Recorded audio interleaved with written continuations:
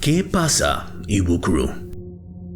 Hoy cubriremos 3 casos increíbles de personas descubiertas en lugares extremadamente extraños que los dejarán absolutamente sin palabras. Si les gustan los crímenes reales, los misterios y las historias reales, asegúrense de presionar el botón me gusta y suscribirse. Ahora, comencemos. La primera historia que vamos a cubrir hoy es la de Sandy Lay Sevilla. Nunca es una experiencia particularmente divertida romperse o torcerse una extremidad. Por supuesto, la parte más dolorosa de romperse un brazo o una pierna es el dolor de la fractura en sí. Pero la segunda parte más dolorosa es sin duda el viaje al hospital para que se solucione la ruptura. Esperar en las salas de estar puede parecer una eternidad. Obtener una radiografía puede llevar mucho más tiempo de lo que uno quisiera, y el proceso real de tener una lesión ensellada puede ser tedioso e incómodo. Estos fueron probablemente los pensamientos que Sandy Lay Sevilla estaba teniendo el 10 de mayo de 2019, cuando accidentalmente se lastimó la pierna derecha y se dio cuenta de que un viaje al hospital estaba en orden. Sandy Lay, un trabajador de construcción y residente en Durban, Sudáfrica, terminó yendo al hospital Memorial Mahatma Gandhi de Durban a primera hora de la tarde con bastante dolor. Cuando llegó, como era de esperar, esperó su turno en la sala de estar del hospital como cualquier otro paciente potencial. Después de lo que pareció ser un periodo de espera excesivo, Sandy Lay finalmente fue atendido por un médico y luego lo llevaron para una radiografía. La misma mostró que tenía un fémur roto y que definitivamente necesitaría más tratamiento médico.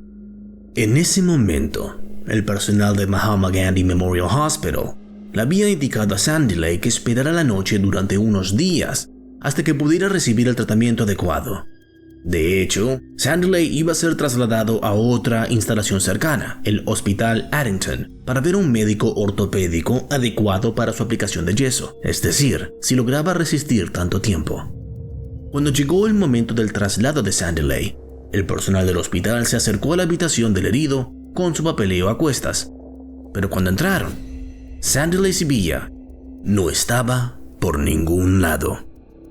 El personal del hospital partió inmediatamente en busca de Sandy Lay a través de las instalaciones, asumiendo que no podría haber llegado muy lejos con una pierna gravemente herida.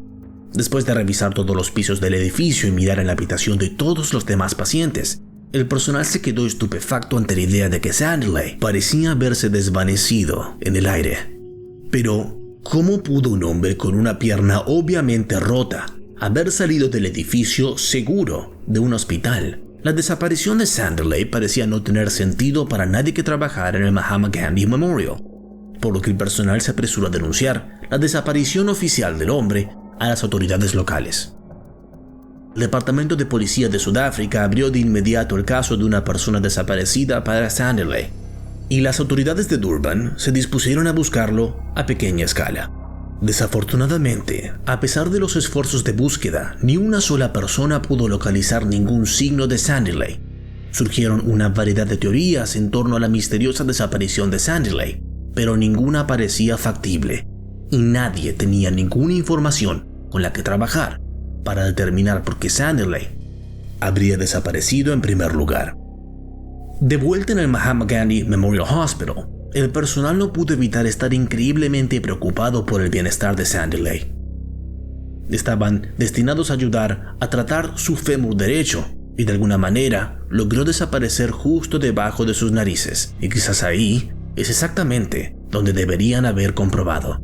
Al final, fue el olor lo que lo delató. Según KZN Health MEC Nomagugu Simelane Zulu, el 24 de mayo de 2019, solo 10 días después de que Sandy Lay ingresara originalmente en el hospital, algo estaba terriblemente mal. Nomagugu declaró, citando, "Un hedor insoportable se intensificó en el hospital y finalmente condujo al almacén, donde el líquido que caía del techo proporcionó las señales reveladoras de que algo andaba mal. Cuando el hedor comenzó a extenderse por todo el edificio del hospital, el personal del hospital decidió investigar su origen por sí mismo. Lo que encontraron los sorprendió por completo. Cuando el personal del hospital finalmente tropezó con el almacén del que emanaba el horrible olor, empujaron con cautela las baldosas del techo. Cuando levantaron sus linternas al espacio para mirar alrededor, se encontraron cara a cara con un cuerpo en descomposición. El cuerpo de Sandy Lacey Villa. Cuando el personal del hospital Mahatma Gandhi Memorial informó del cuerpo descubierto a la policía local y lo identificó positivamente como el hombre de que había desaparecido misteriosamente del hospital casi 2 semanas antes, surgieron preguntas en torno al contexto de la muerte de Sandy Lacey. Sandy Lacey, a pesar de su fémur roto, era un hombre de 53 años, increíblemente sano, que era más que capaz de cuidarse a sí mismo. Entonces, ¿cómo terminó muerto en el techo de un hospital? El propio hospital aseguró a los ciudadanos locales y al personal policial que sus instalaciones contaban con medidas de seguridad impecablemente estrictas, con guardias de seguridad en cada unidad de los terrenos del hospital. De hecho, incluso afirmaron que la única forma en que los pacientes fugitivos podrían pasar por la seguridad dentro de los terrenos del hospital es si se cambiaran la ropa a civil durante las partes más concurridas de las horas de visita del hospital. Y sin embargo, se encontró a Sandy Lacey descomponiéndose dentro del techo de una habitación solo accesible para el personal del hospital. Cuando comenzó la investigación sobre la desaparición de Sandy Lacey y su posterior muerte, muchos funcionarios creyeron que Sandy Lacey en realidad había sido uno de los enfermos mentales del hospital.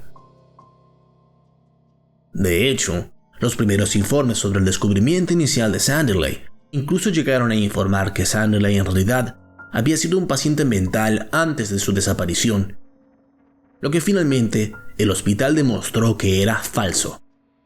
A lo largo de la investigación, los funcionarios insistieron en que tomarían las medidas más enérgicas posibles en caso de que alguien fuera declarado culpable de cualquier forma de delito. A pesar de esto, la muerte de Sandy Lacey sigue siendo un misterio. Y la forma en la que su cuerpo terminó en los paneles del techo del mismo hospital al que acudió en busca de ayuda pocos días antes de su muerte, también se desconoce por completo. El segundo caso extraño que tenemos para ustedes hoy es el de Brian Egg. Brian Egg nació y se crió en San Francisco y pasó la mayor parte de sus últimos años de su vida viviendo en el vecindario South of Market de San Francisco, después de haber pasado parte de su juventud trabajando como bartender en el legendario bar gay The Stud.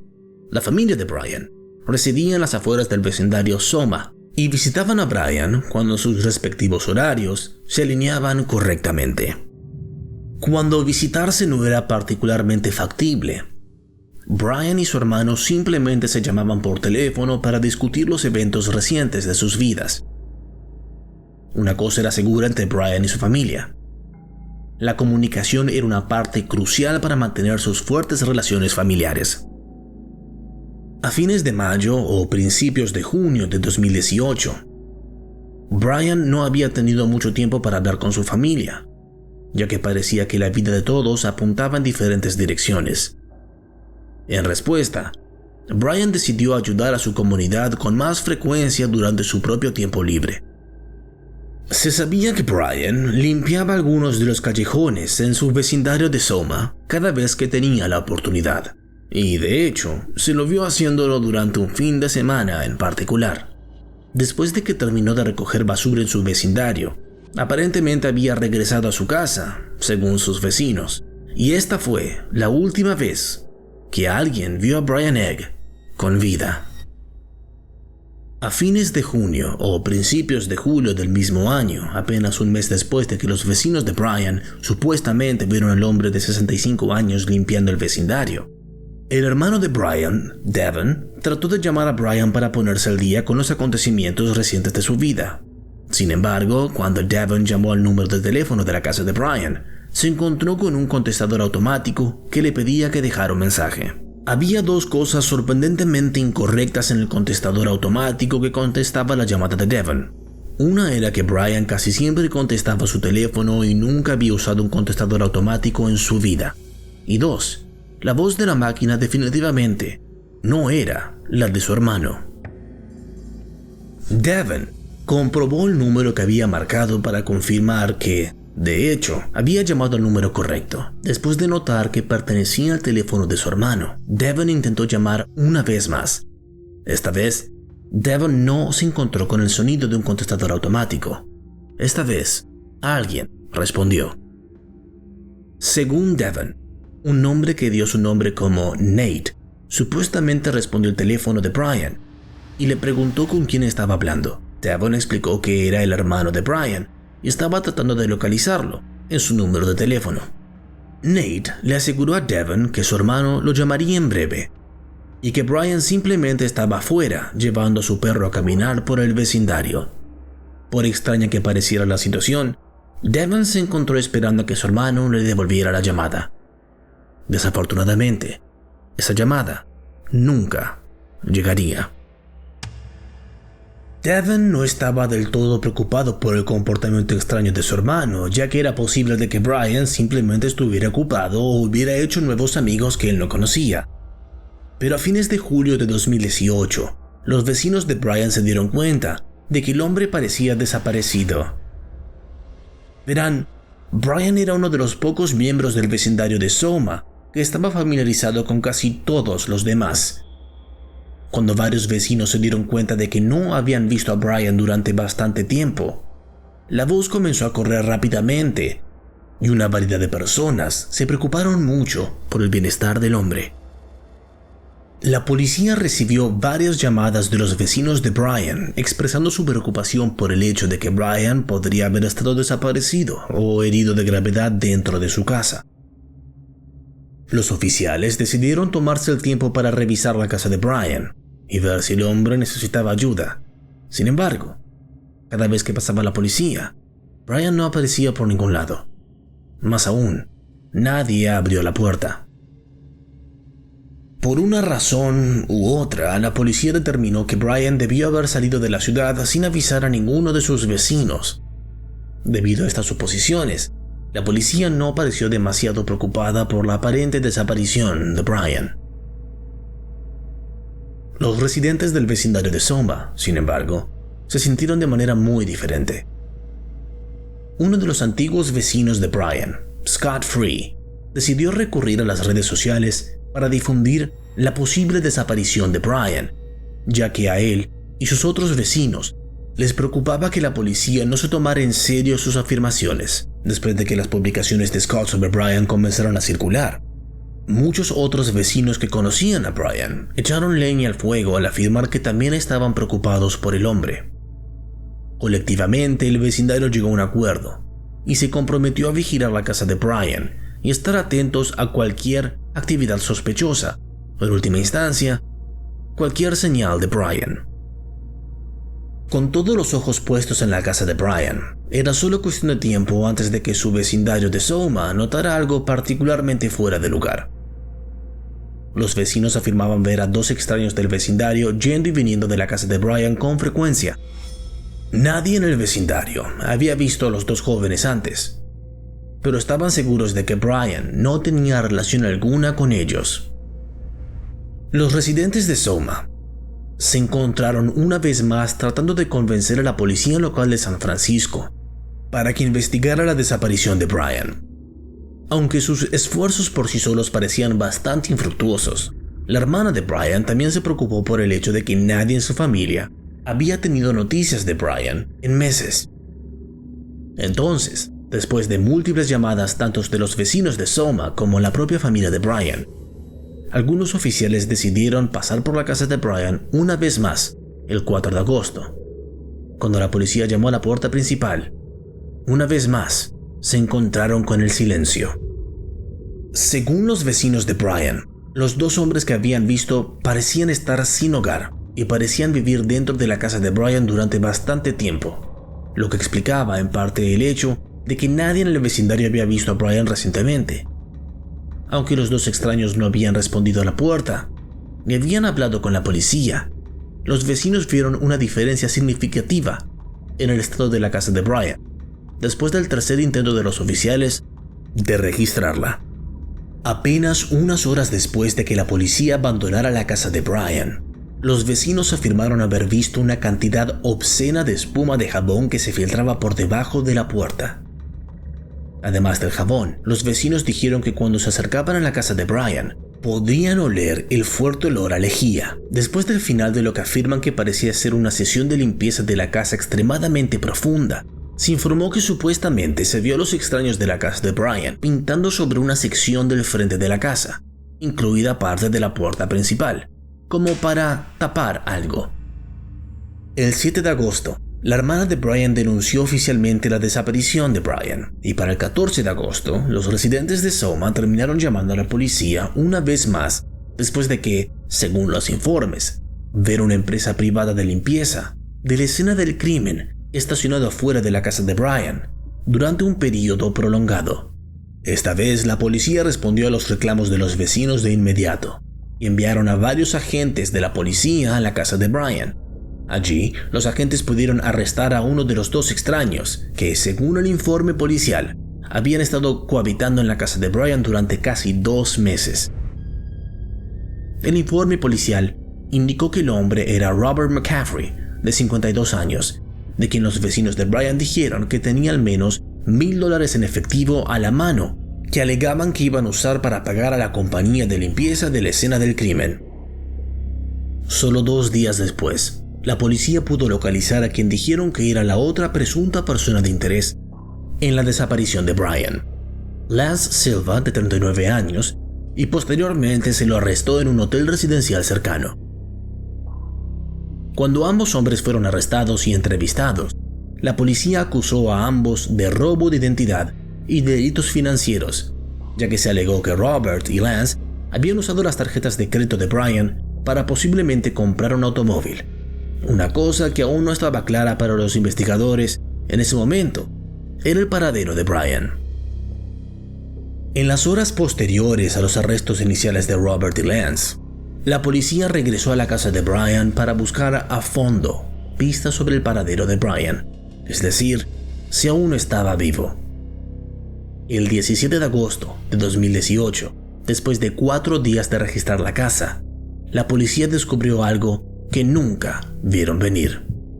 Dentro de la casa de Brian había una sala de almacenamiento ubicada directamente debajo de una escalera. Cuando la policía abrió la sala de almacenamiento, inmediatamente se encontraron con un hedor insoportable.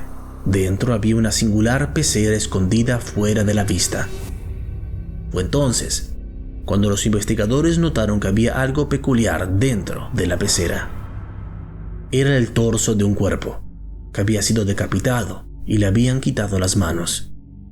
El espantoso cuerpo era todo lo que quedaba de Brian Egg. La muerte de Brian fue finalmente declarada homicidio por un médico forense de San Francisco, y tanto Robert como Lance fueron acusados de homicidio, robo de identidad, abuso de ancianos y varios delitos financieros. A pesar de esto, la oficina del fiscal del distrito de San Francisco finalmente terminó retirando todos los cargos contra ambos hombres en espera de una mayor investigación. Robert fue finalmente liberado y Lance terminó en la cárcel en el condado de Alameda por una violación de la libertad condicional, pero finalmente Lance también fue liberado de la cárcel. Hasta el día de hoy, nadie ha sido declarado culpable en la corte por la espantosa muerte de Brian Egg. Y más de un año después de que el cuerpo desmembrado de Brian fuera encontrado metido en una pecera llena de sustancias químicas en su propia casa, su asesino o asesinos siguen prófugos. Finalmente, el último caso que tenemos para ustedes hoy es uno que involucra mucho secreto y muchas preguntas sin respuesta. En las ruinas de Rheinerwald, en los Países Bajos, la vida cotidiana casi siempre ha sido extremadamente constante. Rheinerwald es un lugar donde todos conocen a todos, y los rumores se extienden como la pólvora cuando comienzan los chismes. Al menos, los más interesantes lo hacen. Los residentes de Rheingold tienden a ser reservados en su mayor parte, pero no obstante están familiarizados con las diferentes vidas que se llevan a cabo en las áreas que los rodean, o al menos pensaron que sí. En octubre de 2020, un café holandés local llamado De Kastelein dio la bienvenida a un nuevo cliente por primera vez en mucho tiempo. Como Rheingold era una ciudad agrícola principalmente rural, los cafés como De Kastelein no solían recibir turistas. Y cuando sí, los turistas no actuaban tan extraños como el joven que había venido de visita ese fatídico día de principios de octubre. El personal del café describió al hombre como algo flacucho y dijo que parecía casi incapaz de hacer y mantener contacto visual con cualquier persona con la que él hablara. Al principio, nadie más en el café tenía claro si el joven podría hablar en su idioma hasta que finalmente habló para hacer su pedido. Cuando habló, el hombre pidió 5 pintas de cerveza que tenía la intención de beber solo. Cuando el personal del café le trajo su pedido, el joven se bebió las 5 cervezas de una sola vez, dejando a todos a su alrededor curiosos sobre qué había traído el hombre aquí y por qué parecía estar actuando de manera tan extraña. El café cerró poco después del enfrentamiento con el joven sediento y el personal del café asumió que nunca lo volverían a ver. Sin embargo, la noche siguiente, el joven regresó al mismo café, actuando tan extraño como la noche anterior. El personal miró al joven de cerca, ya que parecía que había algo que querría decir desesperadamente, aunque permaneció en silencio, hasta que, finalmente, rompió. El personal del café continuó entablando conversaciones con el joven, ya que había algo tan peculiar en su forma de actuar. Todos asumieron que algo estaba mal, pero no sabían qué era. Impulsado por la curiosidad y la preocupación del personal del café, y la cerveza en su estómago, el extraño joven soltó algo que sabía que debía mantenerse en secreto. Según el dueño del café De Kastelein, Chris Westerbeek, el joven, citando, dijo que no había estado afuera en 9 años. Más tarde, también dijo que tenía 4 hermanos y una hermana que vivían en la finca. Era el mayor y quería acabar con la forma en la que vivían. Al principio, Chris y los demás empleados del café no sabían cómo manejar la información que habían recopilado del extraño joven.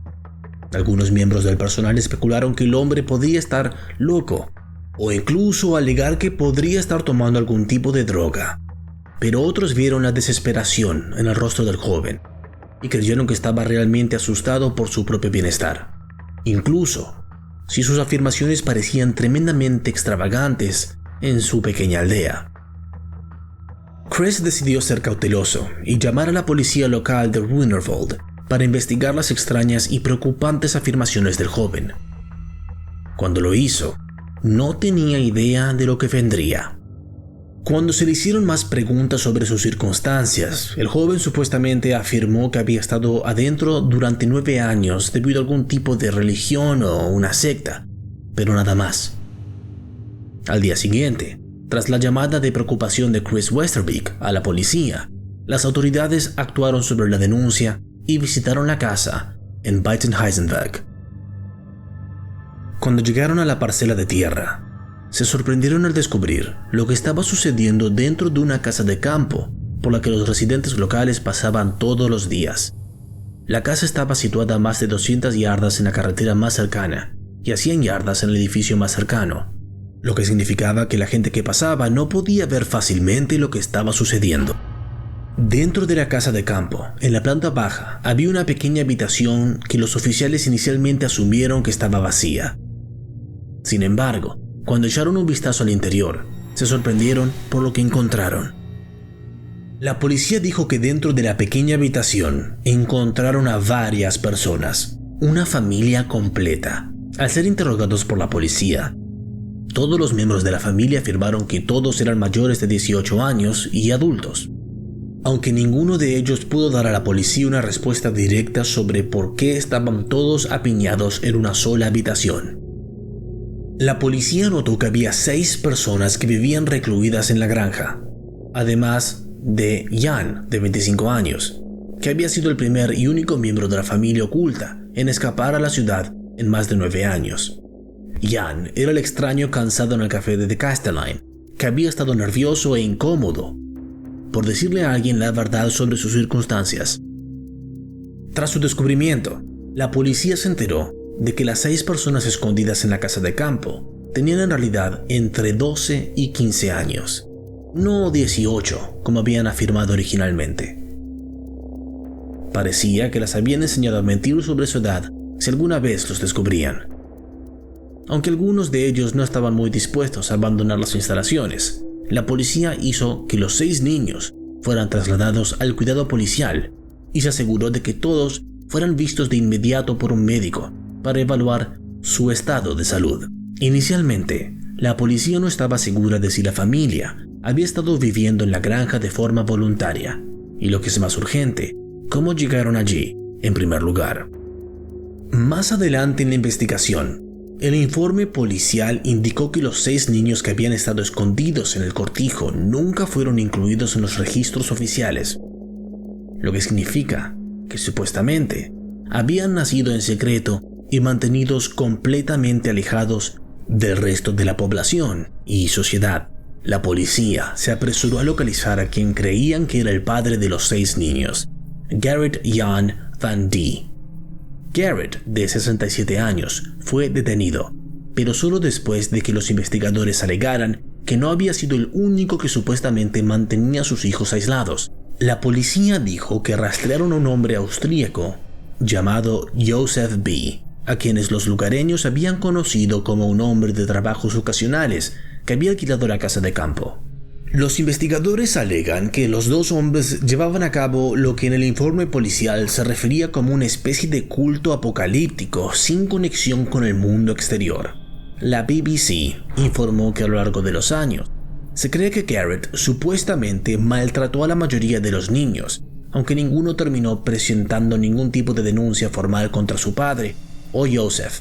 A medida que avanzaba la investigación, la policía se enteró de que Gerrit en realidad tenía 3 hijas mayores que habían logrado salir de la casa antes de que, según se ha reportado, la familia se retirara de la sociedad. Tras el descubrimiento de la policía de su supuesta formación de culto, Gerrit supuestamente también fue acusado de lavado de dinero, detención ilegal y más. Joseph B. fue acusado y es sospechoso de secuestro y lavado de dinero. Según las autoridades, citando, tanto Gerrit como Joseph sabían muy bien que lo que estaban haciendo estaba castigado por la ley. Y Gerrit van D. era el genio malvado, pero Joseph B. era su socio en el crimen. Durante el juicio se reveló que los investigadores afirmaron haber encontrado evidencia de que los niños fueron maltratados mientras estaban en la granja. La acusación alegó que los niños debían orar durante semanas seguidas, y según los informes, en ocasiones solo se les daba agua para beber y nada para comer. En el juicio, muchos de los niños declararon que, supuestamente, Gerrit los había castigado físicamente de diversas formas, que describieron como golpearlos con palos y obligarlos a sentarse en baños de hielo hasta perder el conocimiento.